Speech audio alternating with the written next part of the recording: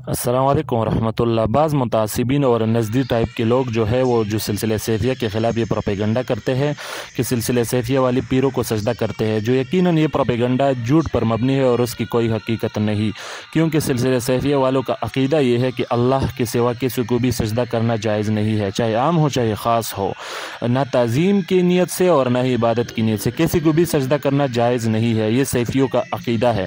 इस वीडियो में आप उसका अमली मंज़र देख सकते हो कि एक पीर साहब बैठे हैं जो गालिबन चोरा शरीफ वाला पीर साहब है और उसके एक जाहिल आदमी सजदा करते हैं, तो साइड में सिलसिले सैफिया का जो पीर बैठा है वो किस तरह से उसको झटक देता है और उसको मना करता है, जो यकीनन ये मंजर देखकर ईमान ताज़ा होता है। वैसे तो चोरा शरीफ वाला पीर साहब भी उसे मना कर देता, लेकिन उसका ध्यान कलाम पर था और वो भी चूँकि उम्र भी ऐसा है शायद इस तरफ तवज्जो ना हो, तो आपने ये मंज़र देख लिया। उससे यकीनन जो लोग ये प्रोपेगंडा करते हैं सिलसिले सैफिया के ख़िलाफ़ कि वो पीरों को सजदा करते हैं, तो इस वीडियो से वो प्रोपेगंडा बिल्कुल बातिल हो जाएगा।